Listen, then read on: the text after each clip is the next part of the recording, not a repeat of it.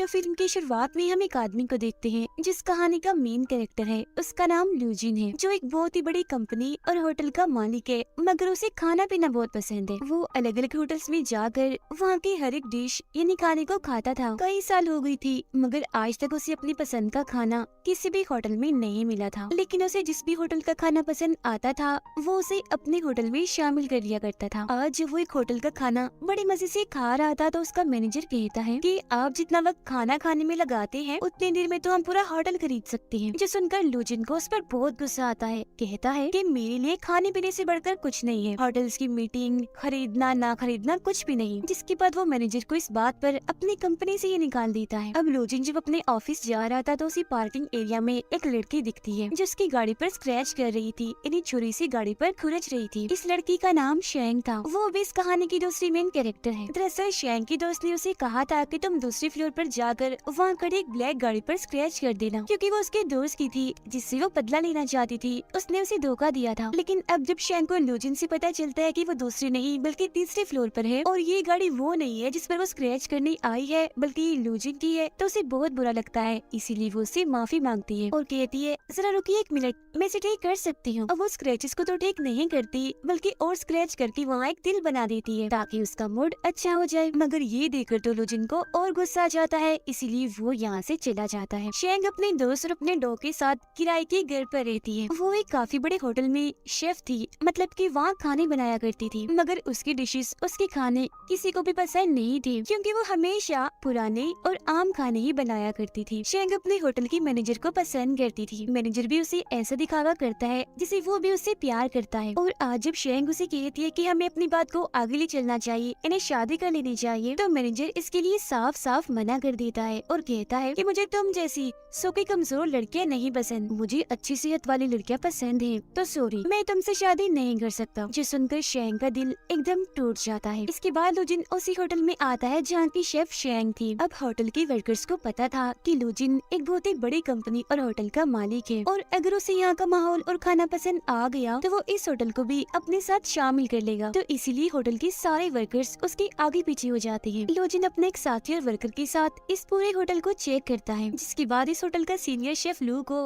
अपने होटल की सबसे मशहूर डिश पेश करता है। मगर लू को वो डिश जरा भी पसंद नहीं आती, इसीलिए वो फौरन उसे उगल देता है। जिसके बाद तो शेफ एक के बाद एक डिश लाकर लू के सामने पेश करते हैं, मगर अभी भी उसे एक चीज पसंद नहीं आती। जिसके बाद मैनेजर शेंग के पास जाकर उसे कहता है कि क्या तुम कोई ऐसी चीज बना सकती हो जो लूजिन को पसंद आ सके। जिस उनका सीनियर शेफ कहता है कि ये तो सलाद तक नहीं बना सकती, डिश क्या खाक बनाएगी। जिसके बाद तो शेंग वहाँ पड़े खाने की हर एक चीज को सूंघने लगती है और एक नई डिश तैयार करने में लग जाती है। काफी सोच समझकर आखिरकार वो एक डिश बना ही देती है, मगर वो ये नहीं जानती थी कि जिसके लिए वो ये बना रही है वो और कोई नहीं बल्कि वो इंसान है जिसकी गाड़ी पर इसने स्क्रैचेस किए थे। और अब जैसे लो उस डिश को खाता है तो एकदम वो दंग रह जाता है, उसकी होश जैसे उड़ गई थी, क्योंकि उसे ये डिश बेहद ही पसंद आती है। और क्योंकि वो खुद भी काफी अच्छा शेफ था, इसीलिए खाने में उसे हर वो चीज महसूस हो जाती है जो शेंग ने उसमें डाली थी। वो बड़े मजे से उस डिश को खाकर खत्म ही कर देता है। उसे खाना इतना अच्छा लगा था कि वो उंगलियां ही चाटता रह जाता है। अब होटल के सारे वर्कर्स, यहाँ तक कि मैनेजर और सीनियर शेफ भी शेंग के डिश की तारीफ करते हैं और उसकी हौसला अफजाई करते हुए खूब तालियां बजाते हैं। अब लूजिन अपने साथी को कहता है कि मेरी सारी की सारी मीटिंग्स को कैंसिल कर दो, मुझे खाने के लिए अब किसी से नहीं मिलना, मैं अब यही रहूंगा और यहीं का खाना खाऊंगा। अब शेंग को दिखाया जाता है जो काफी दुखी नजर आ रही थी, क्योंकि आज मैनेजर से उसका रिश्ता खत्म हो गया था, जिस वजह से वो काफी शराब पी जाती है। वो होटल की छत पर भी जाकर खूब शराब पी लेती है। उसे इतना नशा हो गया था कि वो वहीं बालकनी में ही गिर जाती है। उसके गिरने की आवाज सुनकर लू वहाँ आता है और उससे पूछता है कि तुम इस वक्त यहाँ मेरी बालकनी में क्या कर रही हो, रुको जरा, मैं अभी पुलिस को बुलाता हूँ। मगर अब क्योंकि शेंग बहुत ही नशे में थी, इसीलिए वो लू का पैर पकड़ लेती है और उसे मैनेजर समझकर कहती है कि तुमने मुझसे शादी के लिए क्यों इनकार कर दिया, क्या मैं तुम्हें इतनी बदसूरत दिखती हूँ, क्या मैं जरा भी प्यारी नहीं हूँ। इतना कहते ही शेंग नशे की हालत में वहीं सो जाती है।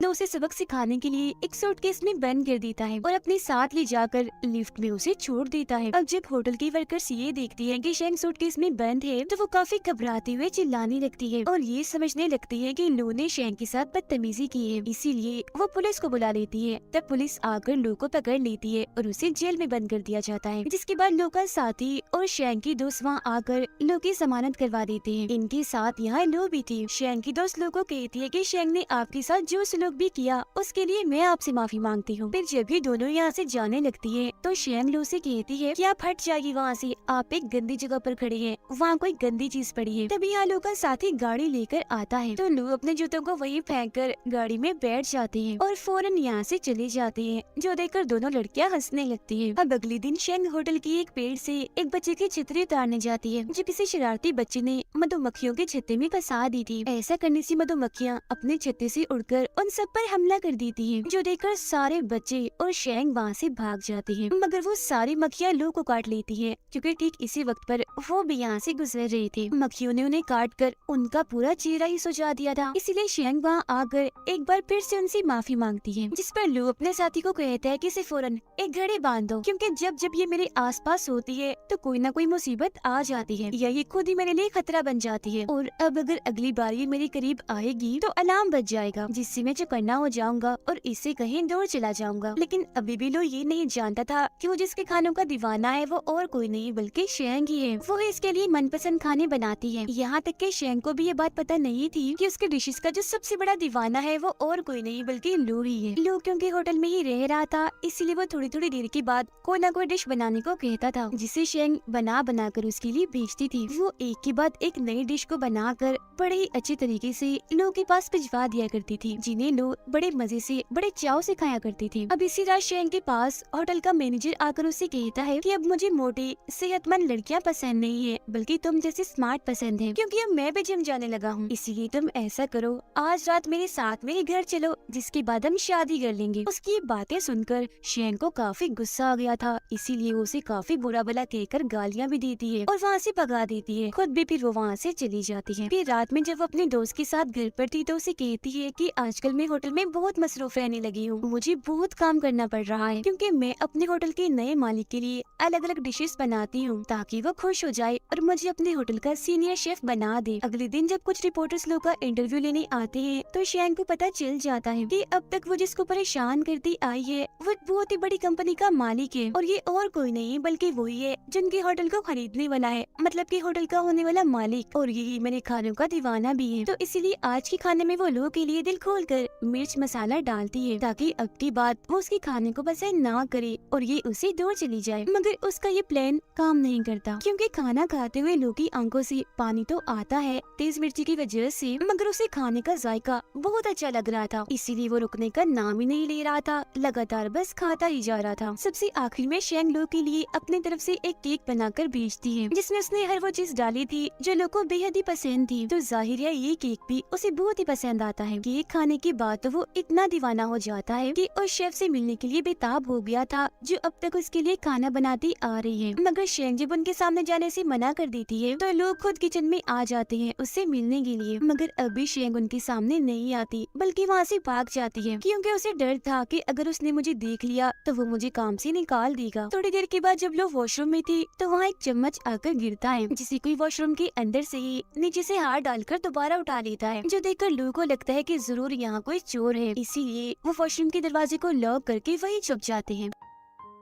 अब जब उस वॉशरूम से शेंग बाहर आती है तो चुपके चुपके वहाँ से भागने लगती है। तब लोग उसे पकड़ लेते हैं और गुस्सा करते हुए कहती हैं कि तुम मेरा पीछे करते करते यहाँ भी आ गई, मगर मुझे पता क्यों नहीं चला, कहाँ है घड़ी तुम्हारी, उस पर अलार्म क्यों नहीं बजा। इस पर शेंग कहती है वो असल में इसकी बैटरी लो हो गई है। अब तभी यहाँ एक आदमी आकर जब दरवाजा खोलता है तो शेंग वहाँ से भाग जाती है, मगर जब लोग वॉशरूम में उसकी शेफ वाली शर्ट देखते हैं तो समझ जाते हैं कि यही वो शेफ है जो अब तक मेरे लिए खाने बना रही थी, जिसके खानों का मैं दीवाना हूँ। इसीलिए अगले दिन जब शेंग काम पर आती है तो लोग खुद उससे मिलने चला जाता है और पूछता है कि अब तक तुमने मेरे साथ जो कुछ भी किया क्या वो सब इत्तेफाक था या जानबूझकर तुमने किया था। जिस पर शेंग मासूम सा चेहरा बनाकर कहती है कि नहीं, वो सब इत्तेफाक हो सकता है, मैंने जानबूझकर कुछ नहीं किया। जिसके बाद लोग उसे केक बनाने का कहकर वहाँ से चले जाते हैं और शेंग उसके लिए बना भी देती है। और जब वो बेटा केक की मजे ले रहा था तो उसके पास उसके डैड की कॉल आती है, जो उसे कहती है कि तुम अभी तक वहाँ शंघाई में क्या कर रही रही हो? जल्दी से वहाँ का रेट फाइनल करो और किसी दूसरे होटल के लिए निकलो, वहाँ पर मत बैठ जाओ। अपने डैड की ये बात सुनकर लू काफी उदास हो जाता है, क्योंकि उसे सिर्फ शेंग के हाथ का ही खाना खाने में बहुत मजा आ रहा था। अगले दिन जब वो कॉल करके शेंग को खाना बनाने के लिए कहता है तो उसे पता चलता है कि आज शेंग नहीं आई, वो तो छुट्टी पर है। इसीलिए वो खाने पीने का सारा सामान लेकर शेंग के घर पहुँच जाता है। वो जब बेल बजाता है तो शेंग ही बाहर आती है, जो उसे घर के अंदर ले जाती है। अंदर आकर वो ये देखकर काफी हैरान रह जाता है कि शेंग ने अपने घर का हाल बहुत ही बुरा बनाया हुआ है, क्योंकि घर का सारा सामान इधर उधर बिखरा पड़ा है। उसे वहाँ शेंग का डॉग भी दिखता है। वो फिर खुद ही सोफे पर रखे कपड़े हटाकर बैठ जाता है। वो टेबल पर बहुत सारी किताबें रख लेता है ताकि खाना वो बड़े आराम से खा सके। लो ने आज शेंग को लॉबस्टर यानी समुद्री झींगा लाकर दिया था पकाने के लिए, जिसके बाद शेंग अपने पूरे दिल से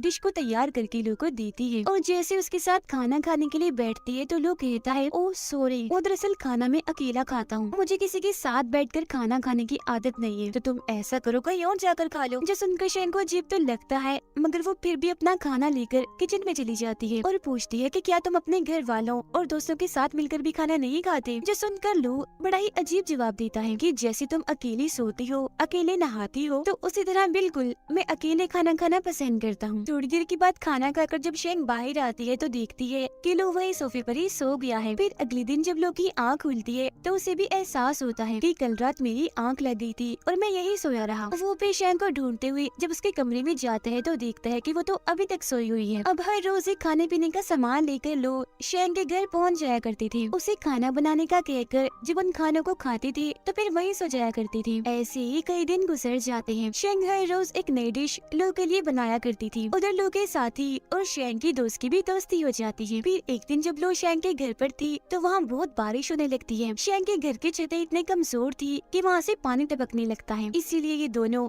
छतरी लेकर वहाँ बैठ जाते हैं। फिर अगले दिन हम देखते हैं कि लो ना तो शेंग के घर आई है और ना ही वो होटल में थी, इसीलिए शेंग अपने दोस्त के साथ लो के घर ही पहुँच जाती है। उन दोनों को देखकर लो का साथी उन्हें अंदर तो आने देता है, मगर वो शेंग को लो से मिलने से मना कर रहा था, इसीलिए वो जबरदस्ती भागकर खुद ही लो के पास आ जाती है। वो वहाँ एक लड़की को देखती है जो लो को खाना पेश कर रही थी। उसे देखकर वो लो से पूछती है कि ये कौन है जो मेरे होते हुए आपको खाना दे रही है, जिस पर लो उसे बताते हैं कि ये मेरे घर की शेफ है। वो शेफ भी फिर शेंग को बताती है कि मैं पिछले 7 सालों से इनके लिए खाना बनाती आ रही हूँ। अब लो भी शेंग को ये कहते हैं कि क्योंकि ये छुट्टी पर थी इसीलिए आया था मैं तुम्हारे पास खाना खाने। ये बात सुनकर शेंग को काफी बुरा भी लगता है, साथ ही उसे काफी गुस्सा भी आ रहा था, तो फौरन वहाँ से चली जाती है। फिर अगले दिन शेंग जब होटल में काम कर रही थी तो लो की शेफ वहाँ आकर उसे पूछती है कि तुम ये काम कब से कर रही हो, जिस पर शेंग बताती है कि मैं तो ये काम 5 साल से कर रही हूँ। वो शेफ कहती है फिर तो तुम अभी मेरे सामने छोटी ही हो, मतलब इतनी माहिर नहीं हो जितनी मैं हूँ, अनाड़ी कह सकते हैं, मगर क्योंकि लोगों को तुम्हारे हाथ का खाना भी पसंद है तो तुम्हें मेरे साथ काम करना चाहिए। हफ्ते में 5 दिन मैं और हफ्ते के आखिर में 2 दिन तुम उनके लिए खाना बनाओगी। वो शेंग को एक लिस्ट बनाकर देती है, यानी कि तुम्हें लोगों को क्या क्या खिलाना है, जिसके बाद वो यहाँ से चली जाती है। मगर उसकी बातों से शेंग को इतना गुस्सा आ गया था कि वो उस लिस्ट को ही फाड़ देती है और फूट फूट कर रोने लगती है, क्योंकि वो नहीं चाहती थी कि उसके अलावा और कोई लोगों के लिए खाना बनाए।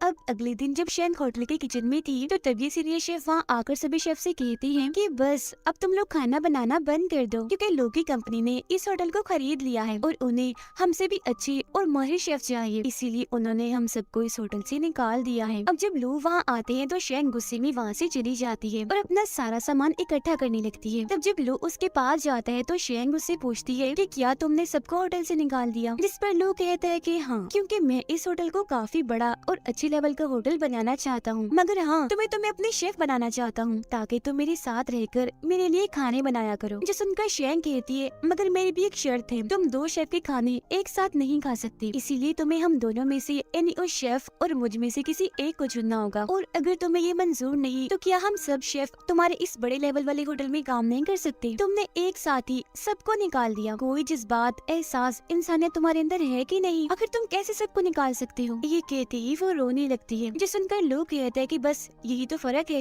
मैं तुम्हारी तरह नहीं सोचता, मेरा काम है लोगों को निकाल कर उनकी जगह और अच्छे लोग लाना, मैं ऐसे बेकार में लोगों को अपने पास रखकर अपना नुकसान नहीं करवा सकता। जो सुनकर शेंग भी कह देती है तो ठीक है, फिर मैं भी तुम जैसे खुद गर्ज और ऐसे इंसान के लिए काम नहीं कर सकती जिसके अंदर कोई इंसानियत एहसास नाम की चीज न हो, और इंसान को सिर्फ जज्बात इंसान बनाते हैं। तुम्हारे अंदर जज्बात नहीं तो तुम इंसान तो कहला ही नहीं सकते, तुम तो एक जानवर हुए। इतना बोलकर वो वहाँ से चली जाती है और और अब क्योंकि वो बेरोजगार थी इसीलिए वो दुखी रहने लगती है। उधर लो से भी नहीं रहा जा रहा था, उसे बार बार शेंग की याद सता रही थी, जिसके बाद लो शंघाई को छोड़कर यूके के लिए निकल जाती है। और जब ये बात शेंग को पता चलती है तो अपने दोस्त के सामने बहुत रोती है और कहती है कि मुझे अफसोस हो रहा है, लो के साथ मैंने बहुत बदतमीजी की है, वो मुझे बहुत पसंद थे, उनके लिए खाना बनाना भी मुझे बहुत अच्छा लगता था, काश कि मैं उन्हें बता सकती कि शायद मैं उनसे प्यार करती हूँ, वो मुझे अच्छे लगते हैं, बार बार वो मेरे जहन में आ रही है, उनके बारे में सोच सोच कर तो मैं पागल हो रही हूँ। फिर जब लोग लंदन पहुँचते हैं तो उनके शेफ उनके लिए खाना लाती है, मगर हमेशा की तरह टूट पड़ने की बजाय वो आराम से बैठी रहती है, खाना नहीं खा रहे थे बल्कि काफी उदास थे। फिर अगले दिन जब लो अपने डैड से मिलता है तो वो पूछती है कि शंघाई में तुम्हारे साथ ऐसा क्या हुआ जो तुम वहीं रह गए, मैंने तुम्हें कितनी बार कहा है कि डील करके फौरन वापस आ जाया करो, वहीं मत बैठी रहा करो। तब उनके जवाब में लो कहता है, डैड कितने दिन हो गए हैं हमने एक साथ मिलकर खाना नहीं खाया, चलिए आइए साथ बैठकर खाना खाते हैं। और जब वो खाना खा रही थी तो लो अपने डैड से पूछता है कि क्या आपने कभी किसी से प्यार किया है, जो सुनकर वो कहती है कि हाँ, सबसे ज्यादा प्यार मैंने तुम्हारी माँ को किया और अब तुमसे करता हूँ। अब लो अपने साथी को कॉल करके कहता है कि हम न्यूयॉर्क जाने से पहले शंघाई होते जाएंगे। शेंग बेचारी बेरोजगार अपने डॉग के साथ सड़क सड़क भटक रही थी, वो अब जैसे ही लो की दी हुई घड़ी को बेचने जा रही थी तो वो घड़ी बजने लगती है, जिससे उसे काफी हैरानी होती है क्योंकि ये इस बात की लामत थी